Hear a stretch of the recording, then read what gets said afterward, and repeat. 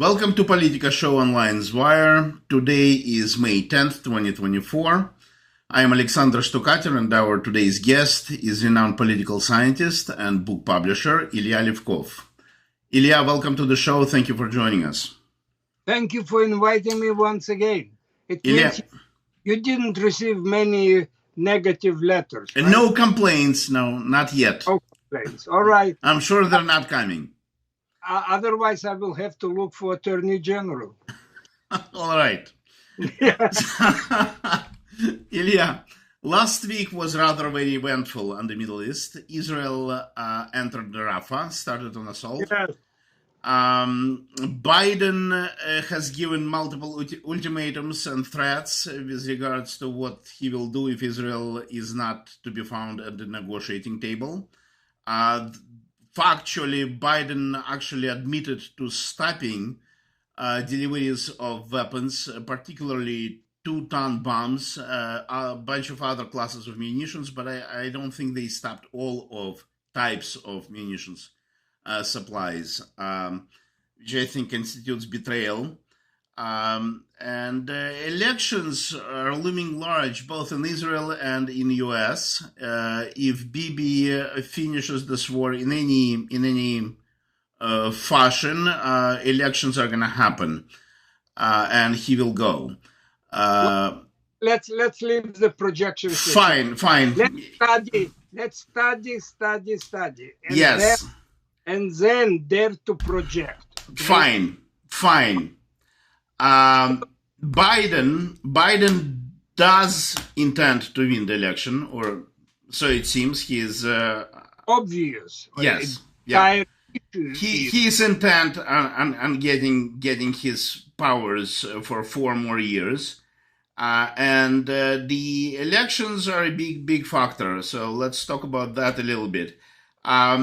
There are other underwater currents that are shifting geopolitical scene, both in the U.S. and in Israel. Let's have a talk about it. All right. I got the green light? Yes, please. Thank you. You see, first of all, this war, of course, was a dominant factor in American political scene. October 7th. What happened in Israel as a result of horrendous attack by the terrorist Hamas. And the first thing that the White House asked, yes, they sent those 2 air carriers. Yes, in the first week, Biden came, which was most unusual, because he had and they are not included long flights for several hours, just few hours and fly back. However, that was on the agenda we already tried. We already spoke of variety things that could, how will it impact future Biden's relations to Israel and to Middle East. And this is what we are now dealing with. My conception was that, yes, this will be activated and even become very, very astute and even central. However, I foresaw it that it will be closer to the election because, you need in order to have an explosion functional, you have to close all the windows. Open the windows and the building stays as such.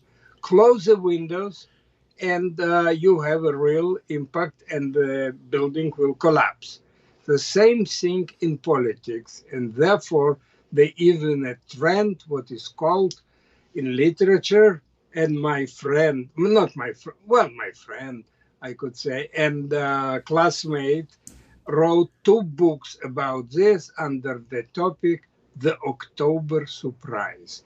That is, the party who runs to regain the power or retain the power will expose something new which is what was unknown.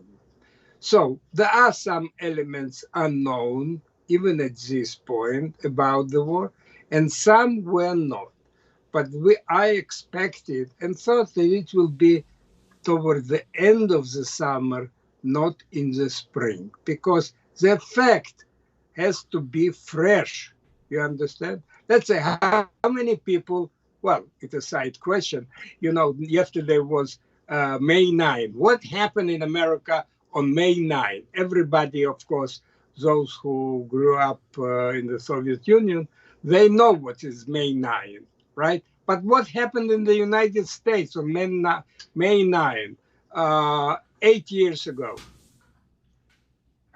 I'm telling you, no, no, no. Ask any. I'm talking about host on the leading TV programs. Nobody will know. On May 9, Trump decided to fire the head of the FBI when he was flying over California. You know. So I'm just saying to what extent serious things that he had the implication for the following 4 years, and actually the three thereafter, we are still dealing who won the issue, who won the 2020 elections, and can we talk about this, or whoever talks about this will be directed to the clink. So here are what we knew from the beginning. We knew that the Biden was very, very loyal to Israel. We knew that the Biden also sent, as I said, two air carriers. And my explanation was it's to prevent the attack on the energy resources in the Eastern Mediterranean, where the Israelis, American companies, developed huge fields of natural gas. And that had the Hezbollah or Syria tried to sabotage it on their own guidance or on the inkling of Russia, it would have created a huge, huge shock in prices of energy. And therefore, I think the Biden administration then took air carriers not to defend Israel. Israel didn't need then and even now a defense from the Arab states, be whatever they have, even at this point. So it did indeed. It didn't happen. The air carriers showed the flag, left home. One remained in the Mediterranean, the other one went back to the United States. So at this point, this is what we had in between. We knew that some 126 American cargo aeroplanes provided Israel with a lot of ammunition. Now, this question is that is, in a way, it was not one-sided once again, because that ammunition was paid by Israel and by the monies assigned by the Congress, not by the president. And therefore, those ammunition that had been sent to Israel was immediately ordered from the American manufacturers, which of course increased the number of employees, because now the factories that work 24/7 produce that ammunition. So this was the background of all that. However, recently there occurred two things. First of all, eruption of revolutionaries on American campuses, and the lingua. It started, from the river to the sea. Zionism and Israel must be destroyed, and including a poster with a clear-cut sentence, the final solution. Those who historians, and I'm sure there are many students of history, know very well the final solution. This was the title of the program of Nazi Germany and Hitler himself, to destroy Jewry in Europe, at least in Europe, which was under control of the Nazi military, and there were plenty of people and collaborators. Let's say, do you know that every Soviet republic which was conquered by the Nazis provided an SS division for the Wehrmacht? They volunteered. Among them, would you imagine who would be the most ardent and active? The Galicia, I assume, Ukrainian division, no? No. Let's Dutch and Belgians. Dutch and Belgians that are considered, chocolate lovers and peace lovers. But let's just, once again, an inkling of what was. So this was the first stage, and President Biden, which directed him exactly toward the allies, they pivoted actually. The sharp point is the relationship between United States and Israel. He had to respond. Unfortunately, he simply did not respond for 10 days, and it was a havoc, and we know that it continues. Here and there, governors of several states do call the National Guard, but it was not called yet by the President Biden. And this, of course, shaken his situation. That is, the pressure was from the left-wingers and those who dislike Israel and Jewish people.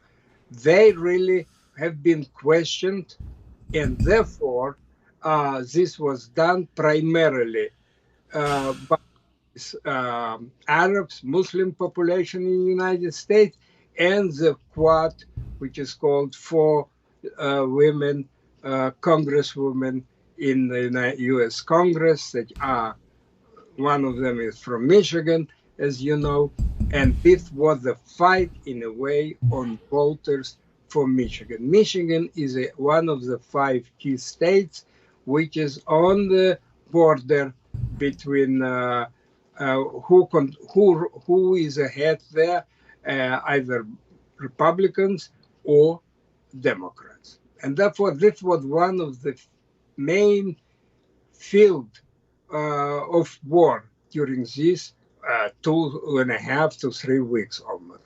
So President Biden didn't respond, and he needed some response. So finally, he came out in very unusual response. He decided to pacify this crowd by pressing on Israel. How could he press Israel? He said, we are not going to provide Israel with a very precise munitions, heavy bombs, and also that is cannon shells and not so much tanks, but cannon shells, and with a precise GPS guiding. That is, you shoot, but later on you navigate. In a way, this kind of ammunition saves so-called innocent citizens, if there are any, in Gaza Strip. So that was one thing. It was barely mentioned, and now it became 4 days later, ago, it became a public, open statement, not just saying, reply to somebody's question. That President Biden decided not to do it. Now, let us walk a little bit. This is, Ilya, this is exactly the equipment that is supposed to save peaceful population. Correct? Yeah. This is the equipment that makes Israeli bombs that aren't smart bombs, some of them, to be smart. Basically, they become guided with that equipment. Those are extra smart, and the point there is vice versa. On one hand, Israel is accused that they harmed a lot of civil population in Gaza, which is false and intentionally untrue. I don't want to go into this. We spoke about the numerous analysis in Gaza, not to mention in previous thing. But let me ask you another thing. United States never, during World War One, never limited its allies, be it Britain, France, or and even the Soviet Union, when they provided them land lease. And in those land lease, there were also bombs, incendiary bombs that created fires in in the cities of Germany. And it was Hamburg and Dresden. Dresden, yeah. Cities were fired to the bottom. And of course, people who even went into shelters, they thought that they will be saved. The oxygen of above sucked the oxygen from the basements, and they died, of course. So here we have an interesting case where United States realized that it has to do with evil, evil regime and evil people, and they did not limit the defenders having this kind of bombs. Another thing was even specifically, the German forces in Denmark had established their SS headquarters and military quarters in a hospital, and from the top it was written, the Red Cross, that it was the Red Cross in a hospital. The decision was taken by British, said, yes, we know what is there, and therefore we will bomb it. They did bomb it. Next to it, there was a house children, parentless children, and some of them were injured as well. But British knew it, the Nazis knew it, and therefore the decision was to bomb this headquarters of the SS. Nobody ever objected or regretted of this action. So in a war, you don't have purity at all. There's always innocent people, always. The question is the proportion. The proportion. I don't want to go into statistics. It's boring and uninteresting. But Israeli, no other nation in the world, it was stated by a British general, has done so much efforts to inform the civil population that there will be a knocking on the roof. Simply it was called knocking on the roof. They sent emails, they sent leaflets on the population. They even knocked a little bit a bomb just to scare people so they should leave this area. Nobody in the world did this kind, and it was before. It was for years, this conflict we gathered. It's not even now something new. It's such a standard procedure in Israel, and yet, the statistics claim that Israel has disregarded the rights of the population, causing a lot, and how many kids have died of hunger, and how many kids were wounded and could not be, and they had not enough. The last cry, yes, they give with food, water, and electricity and gas, but they don't provide enough medications. Has anyone asked the medications that Israel demanded for its hostages 5 months ago? Has it been delivered? No question, no answer to this.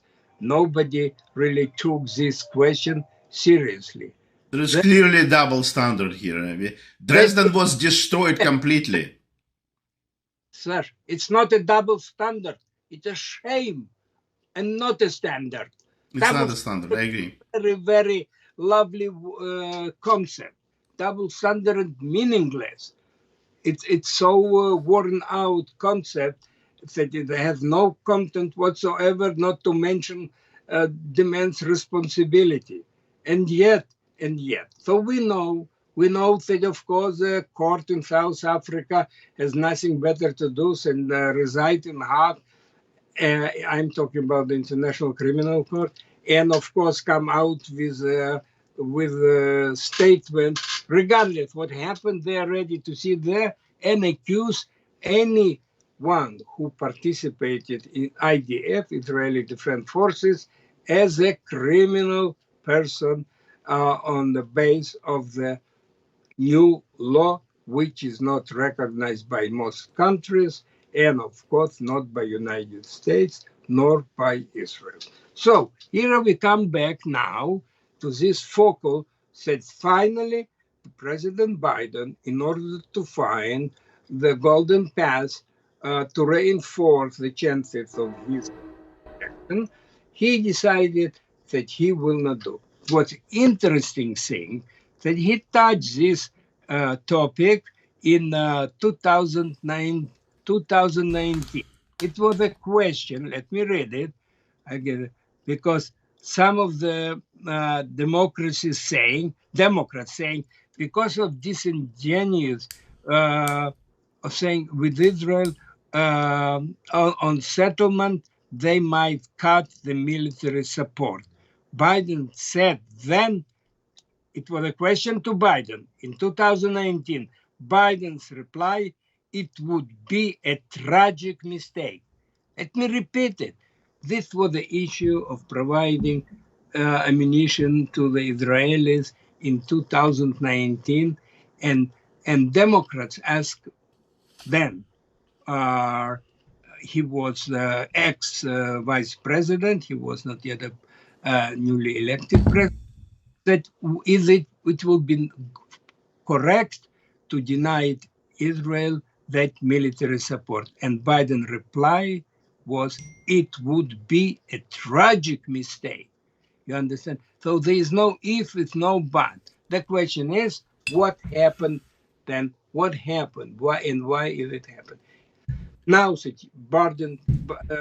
President Biden turned 180 degrees. It happened because of politics.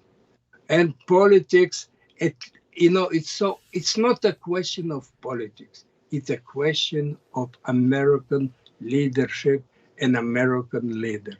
If Biden really want to have a chance somehow to show that he is a leader that has to be followed in the United States and in the Western world, he has to have principles. People who don't have principles can never be leaders. This is a summing up. I can go with you more how the United States. Do you remember in 1991, the first attack against Saddam Hussein to release Kuwait, to free Kuwait. It was before. That was the 93 was the release Kuwait. 91 and 91 was Kuwait. I'm sorry, and 93 was the removal of Saddam. Mass destruction and Japan. Yeah.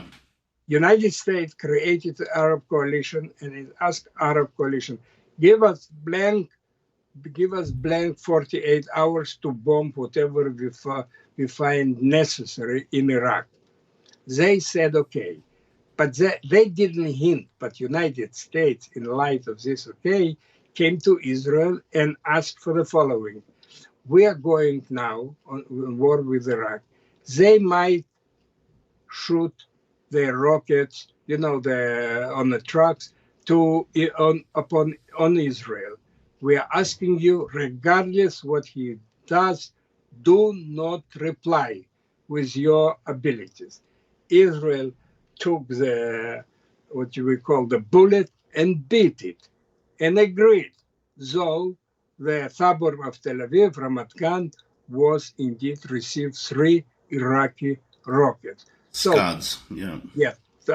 So for the sake of this, Israel understood they have to stay aside because United States, we cannot retain the coalition of other Arab countries if Israel will participate in this military conflict. So there is an understanding, you see, the small country agreed not to disturb the big guy, the United States, not to respond on those Scud and Scud rockets that will be shooting Israel. And they agreed. So there is a conflict. In such conflict, Israel's all right will sit quiet. So what happened now? Now what nobody was shooting on the United States. Nobody threatened United States because it's all those students and 2,000 people which were arrested, 2,100, I think, at this point, and we will see, how many of them are professional demonstrators, and we know it right now. They've been arrested, and they're not students, and they're age of 40 to 50 years old. They're professional agitators. So all this broke so-called and made President Biden brought him such a deep fear that he decided to threaten his allies. The question is the other. What do you think? United States, Saudi Arabia wants to be in the ally of the United States against Iran, because Iran will have the bomb sooner or later, and what? The first one who will be sleepless, they will be Arabs. They will be fearful. They will be fearful what Iran will do.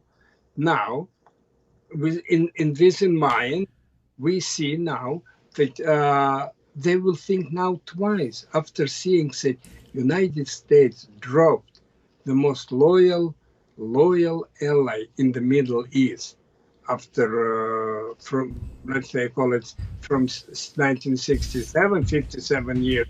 For 57 years, Israel was a loyal ally of the United States. And to do such thing, it's because of what? Because he might lose Michigan. So this is a general thing. But I wanted to talk about other under so-called, by the way, just for, how many do you think? There were two forces in 1993 invasion in Iraq, which was voted by the Congress. Have you any clue? Well, I wouldn't ask you this question. What do you mean by forces? Two armies? The Allied military forces. This was the United Nations resolution. This was the voting in the Congress and United Nations resolution. It was UK and US. Not UK, UN. In 1993, I thought it was US and, voting, yes, UN perhaps. But the actual armies, it was US and UK fighting. Boots on the ground. Not only, listen, there were Polish, Finnish, there were some 45 countries. Yes, many of them symbolically, but it's not only. I'm asking you about the number of forces, number of American forces and number of the Allied forces. Let me tell you, I will not. Do not know. American forces were 420,000. Allied forces was 690,000. Do you know? Wow. You know, that is an additional 300. It's a million in total. Yeah, no, almost double, 50%. So the point is that this was a huge military operations, which went the way they wanted because they were fighting and they were not asking who is a civilian and where do civilians hide and where the military hide. It was completely huge, big country. Iraq is a big country. And they, in a way, did not consider all those inside. They listen. Do you remember the first when the Israel gave up in this after October 7 was what?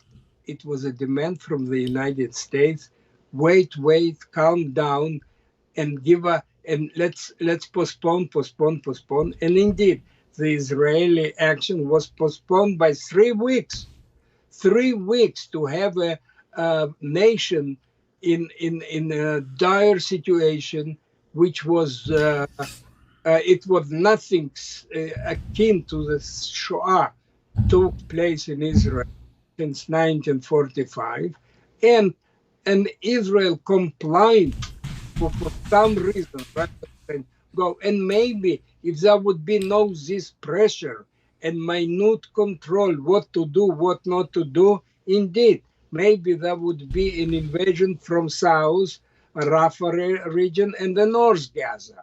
But now everybody plays a general and everybody gives advices, which is unbelievable. But I wanted actually to uh, start with I wanted before. It's a lot because we have both concepts, love and betrayal. We spoke about the betrayal and love. For some reason, our generation here, the 60s, was in a way very, very enamored with love. Look at this. Everybody remembers during the Vietnam, it was what was the poster? Make love, not war. Jacques Brel. I don't know if you remember Jacques Brel, beautiful, beautiful, beautiful bard of from Brussels. He wrote many songs. If we only had love, and as a matter of fact, there was a show, it went for about 4 or 5 years. And Israeli producers made it in a Western village. This show, I remember attending it. It was very, very captivating. And the point was that this was, in a way, just love and everything will be nice. However, now we have two betrayals. We have one betrayal I spoke, it's about political betrayal. The other one, it goes in several courts in the United States where American judicial system has been shamelessly polarized to such extent that it's unbelievable. It's, of course, a separate issue, and it requires nitty-gritty knowledge of the judicial concept and what's going on. But four fronts against President Trump are falling down. It's almost like in that song. So one of the questions I foresaw months, years ago, where there was a photo of papers discovered in Trump's residence in Florida. And there were some papers without headings, but on top of it, there was top secret. And they were laid out on the floor. 2 days ago, it was questioned and asked, who the hell is placed those pages on the floor? They were found on the floor, or somebody put it on the floor. And what is this page one on top of it? As though assuming the rest of it top secret, what is it in it? And why was it photographed and shown to everybody in this world?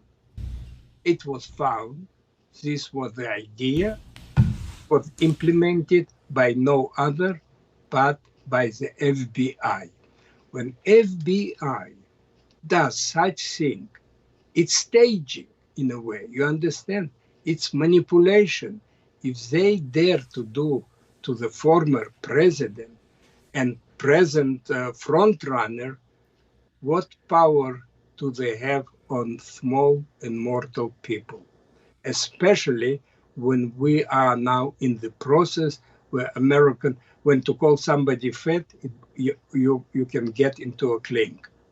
Yeah. It's unbelievable. And this, I want just our audience to have some awareness of it, and interesting how it will develop. Some cases looks like they will be,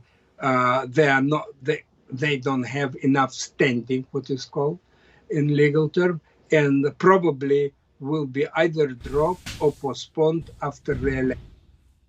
So, meanwhile, we know that Trump has a problem with being limited to say things. I would like to finish our survey today with several items which I got, and primarily questionnaires and concepts that we got yesterday from the Israeli sources and TV. Maybe I will start with the number three, and then I'll go one and further.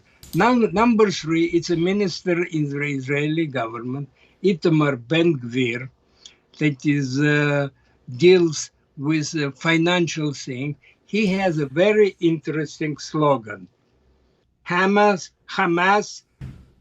Red Heart, Biden. Hamas loves Biden.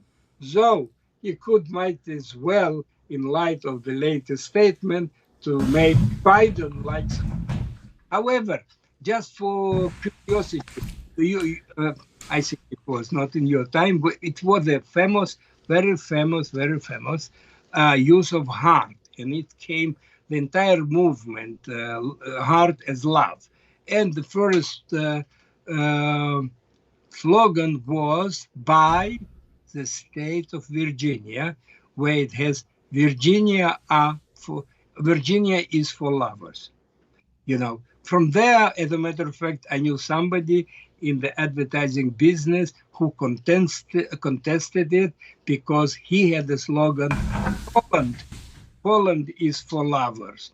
And interesting things, it came from him and more. It was a question of how to sell Romania, country which has no character, no face, no nothing. So that particular expert in advertising, he wanted to make, instead of glorifying agriculture and factories of Romania, he said, and it was in the 70s, and he said to Romanian government, let's make Romania famous for what it is. And as you know, do you know what Romania is famous for?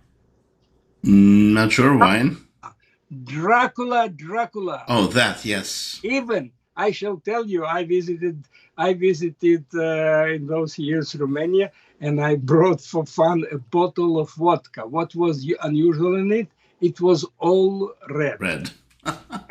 Yes. So therefore, we have it. I don't want to go. Indeed, later on, Romania is changed, and it became a place for spa and rejuvenation. People flew from all over the world to the clinics of a particular doctor who in a way was particular cream treatment and all that. And he was not the vampire, though. No, he was not. But the government of Romania understood that enough with those farmers and factories of Romania. They need something else to attract the Western client. So let's leave it aside. Okay. I have 2 points by Gantz. Gantz, as you know, is a member of expanded coalition. He has one vote only. The other partner which entered in this expanded coalition, Eisenkot, he doesn't have a vote on it. So in any case, and Gantz also was considered to say it's an American ambassador to Israel, because he had such a close contact with the United States, and he presented very often the position of the United States. In this particular case, I want to tell you that, he did say United States and Israel have strategic and values planned together. The contact should be continued, direct dialogue. And of course, it says, I believe the U.S. weapon will be delivered. That's what said Gantz in the second part of his statement. He said mutual security and it's part of that presentation. I don't know whether we stand with time. We have time. We have time. Okay, let's run rather fast. screenshot number 4. It's a question that Israelis were asked, what are the Biden's motivations to stop the war? So 81% claimed it's elections in the United States. 13 considered Israel security.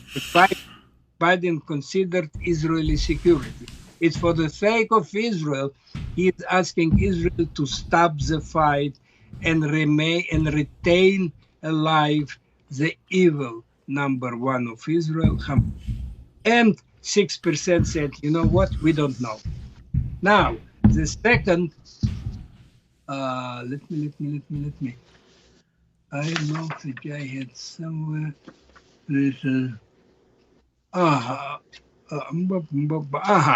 The second was, yeah. So what was main? The question was then the open question. What is the main goal of Biden to push Israel to stop the war? 81% said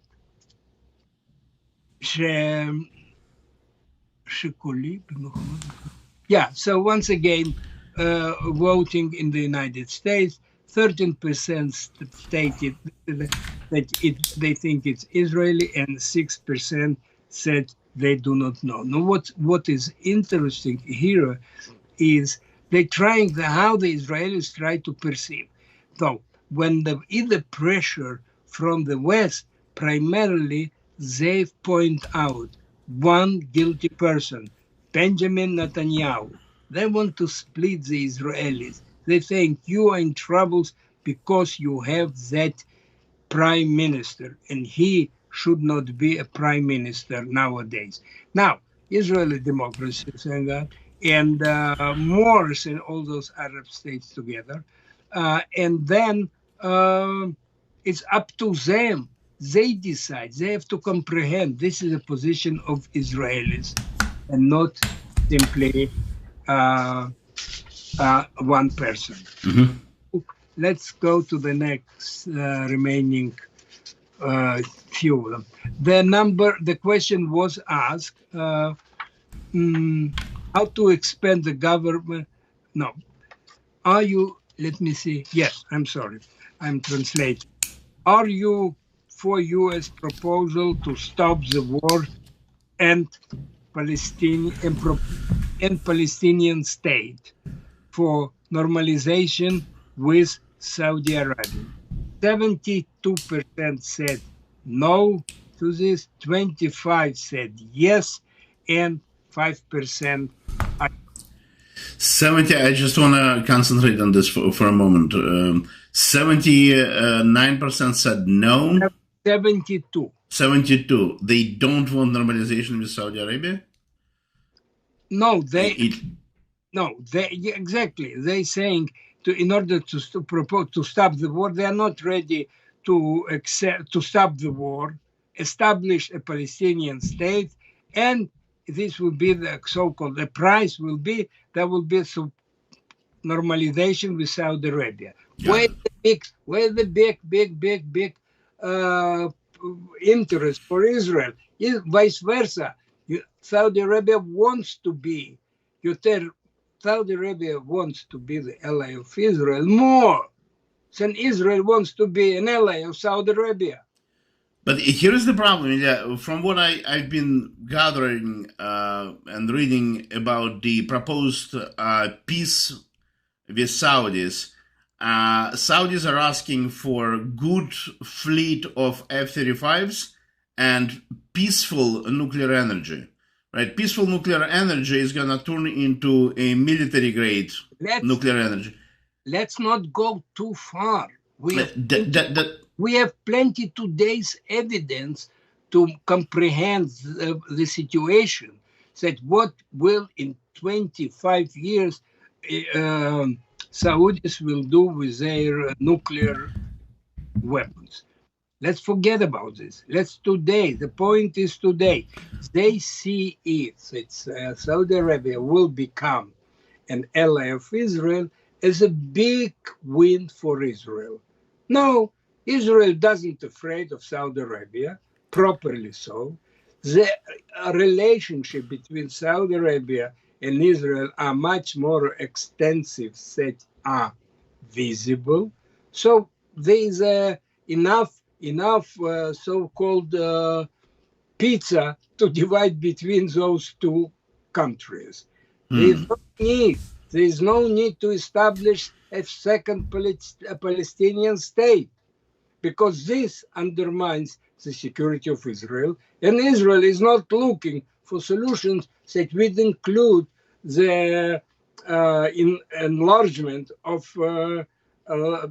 of terror against it. So let me read you the number 6 because I got confused here or something. Number 6 was, ah, are you for or against the following proposal from the United States? Stopping the war and, and accepting the Palestinian state for the normalization with Arab Saudi. 72 said no, 23 said yes. Look at this, 23% of us still think that this is a good idea to have a Palestinian state, and 5% said we don't. Now, there was now a conflict around about a man. He is a very decent, liked by everybody. His name is, just a moment, Ofer Winter. Well, I don't think you heard about him. Seems to be almost, as they say in Jewish, a mensch. Very, very, very experienced military man, very decent, and he was against the concept that exposed Israel to the attack on October 7. He has two disadvantages. One is that he is religious. The other disadvantage, unspoken, that he is not a Sephardi but Ashkenazi. As you know, this revolution, the new revolutions that we know of, everything what you see, it's an old elite against the new one. The new elites are characterized by two elements. They are mostly three elements. They are right on the right side. They are right. Well, they are right on the political wing. Right? Yep. Secondly, they are Sephardi, and third, said they are indeed not that highly advanced or in quantity. That there are plenty doctors and professors in Israeli university that are of Sephardic descent. And I remember myself, being in two universities in Jerusalem, two faculties, I saw, what was a small number.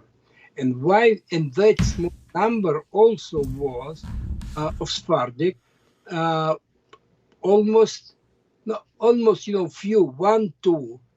One was a man, another was a woman. To my memory, it was 63 years ago. Mm-hmm. So, because the Sephardic group in Israel in those days, they said, come on, you want to make money and then find a wife, build a house and all that things. The way is not to go to university. The way is to go to the bazaar. You buy and you sell. You understand? And therefore was a shortage of professionals in the in Israel, in all of them, medical. Let's say nowadays, do you know who dominates the pharmacies in Israel? No. Arabs. Arab people are most of the pharmacists in Israel. I encountered in 3-4 cities, and later on I heard, indeed, this is a... Interesting. These are Israeli citizens, Arabs. Yeah, Israeli citizen. And now, as a matter of fact, I remember now another one, personal that I know for ages. He's a Christian Arab. His brother, elder brother, was a classmate of mine, and we were, 4 years in dormitory school. It's really you become molded like that. And he is a chiropractor in the north of Akko. He's the main chiropractor for the area of Western Galilee, which begins north of Akko, Nahariya, and all the settlements around that now became vacant because about 70,000 people left those houses, apartments, and moved somewhere in the hotels during this war, because in order to prevent victims of the Hezbollah attachment. So now we are asking you, I'm asking you that 3 questions more. Number 7 says, are you for that present chief of staff? So present chief of staff should, his name is Herzl Halevi, should elevate generals that will become the next chief of staff. So 56% said no, that is, they're not against it. 36 that it should be, and 8 said don't know. The other question, almost parallel to that, who would you like to see as a Minister of Defense? You have 2 options. 2 options are, that is, present Gallant, Yoav Gallant, and the new ones that I told you, Offer Winter. Now, there are 2 votes we have it. One, the entire nation. The entire nation goes like this. 57% are for this idea, 57 are for Offer Gallant, and 43, look at this, it's 24% less for the present chief of staff, Yoav Gallant. Now, but there's another, let me see, this was the whole population. Now, when you take the voters of the present coalition, so for almost that it should not be done, almost the same number. Before we had from the general population 57%, for this one we have 1%. But now the only voters of the present government, that is all the parties in the present government. Where do you see the big change when they say that yes, it has to be, he has to have that right, and that is the present chief of staff says yes, he should have that right. So do you see the split in the government even different? To what extent it's too much, too many numbers, but there is almost the difference is 43 and 36, 7% difference, but majority would like to have, said the present chief of staff or minister of defense should chief of staff. His name is Herzl. What is his name? I don't remember. Yeah, Herzl. Halevi? Yeah, Halevi said that they either split within the coalition. Obviously, what do you see? You remember that old story when finally a rescue ship came to Robinson Crusoe, and he was showing them that his house, winter house, summer house, and the dry foods, then the other things. Then he said another place, and then he said, "This is my synagogue, and there around the corner I have another synagogue." He says, "Tell me why one Jew needs two synagogues?" He says, "For a very simple reason, that other synagogue exists for one purpose only. My foot will never step." Yes. And on this wise remark, we conclude our today's. All right. Can I ask you one follow-up question? Is it that shouldn't we finish on a high note? Tell me. Yes, fine. Let's. We'll address that question next time. That's right. All right. Thank you very much, Ilya. It was very informative. I enjoyed listening to your deep analysis. It's fun as always. Thank you very much. Okay. It's supposed for us all to be fun. It shouldn't be boring, and mainly it should be in a form that should be comprehended and remembered. Yep. Those two requirements for any analytical person if he wants to convey, to make the complicated issue in a simple, digestible, and memorable form. It was fun and informative, both. Thank you. Bye-bye. Bye.